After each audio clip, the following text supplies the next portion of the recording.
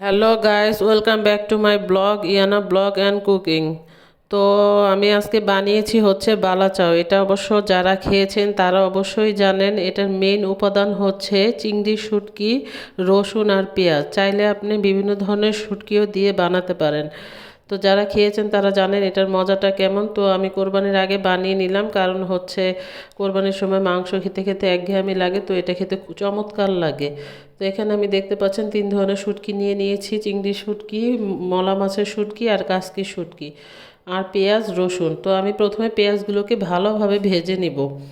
তো আমি আসলে অ্যাকচুয়ালি 1.5 কেজি পেঁয়াজ নিয়েছি এটা করার জন্য। তো এগুলো আমি দিয়ে দিয়েছি বড় একটা কড়াইয়ের মধ্যে, একসাথে দিয়ে দিয়েছি। এই জন্য আমার অনেক সময় লেগেছে ভেজে নিতে। তো খেয়াল রাখতে হবে এটা কিন্তু মোচমোচে করে ভাজতে হবে। এটা যদি হালকাও ভাজা হয় সেক্ষেত্রে কিন্তু এটা মানে হয়ে যাবে, মচমচাটা থাকবে না। তো সব দিকে খেয়াল রেখে এটা ভাজতে হবে। আর কাটার সময় আসলে এক ধরনের কাট দিতে হবে। তো আমার পেঁয়াজগুলো ভাজা হয়ে গিয়েছে, এখন আমি রসুনগুলোকে ভেজে নিচ্ছি। আমি এখানে দেশি রসুন নিয়েছি, আপনারা চাইলে সব ধরনের রসুনই নেওয়া যায়। তো আমার রসুনগুলো অ্যাকচুয়ালি আমি একটু মোটা করে কেটে ফেলেছিলাম, তো আপনারা একটু পাতলা করে কেটে নেবেন। তো রসুনগুলো আমার ভাজা শেষ হয়ে গিয়েছে। এখন এখানে আমি চিংড়ি শুটকিগুলো দিয়ে দিয়েছি। একটা কথা খেয়াল রাখবেন, শুটকির জিনিস বানাতে হলে কিন্তু গরম পানি দিয়ে ভালোভাবে আপনারা ধুয়ে নেবেন। এগুলোর ভিতরে কিন্তু প্রচণ্ড বালি থাকে। আর প্রথমে বেছে নেবেন, প্রচণ্ড পোকা টাইপের ছোট পোকাগুলো থাকে, তো বেছে নিয়ে ভালোভাবে ধুয়ে পানিগুলো জালিতে দিয়ে ঝরিয়ে নেবেন। সেক্ষেত্রে আপনাদের ভাজলে সময় কম লাগবে, পানি ছাড়বে না। তো আমার এখানে কাসকি মাছের শুটকিগুলো ভাজা হয়ে গিয়েছে।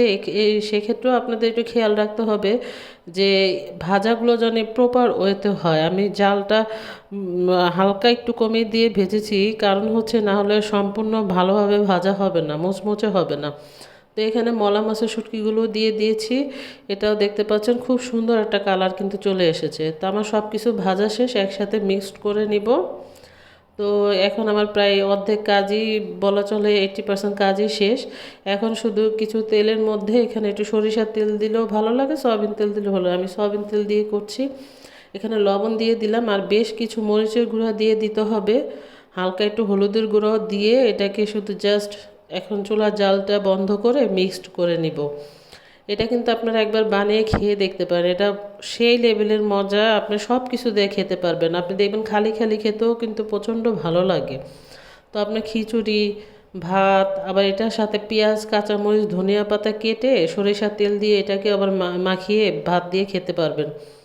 এটা আমার কাছে প্রচণ্ড ভালো লাগে। বিশেষ করে আমি কোরবানিতে তৈরি করে থাকি, কারণ মাংস খেতে খেতে তখন একঘেয়েমি লাগে, আবার অন্য কিছু তৈরি করেও খেতে ইচ্ছা করে না। তাই আমি এগুলোকে নর্মাল ফ্রিজে রেখে দিই।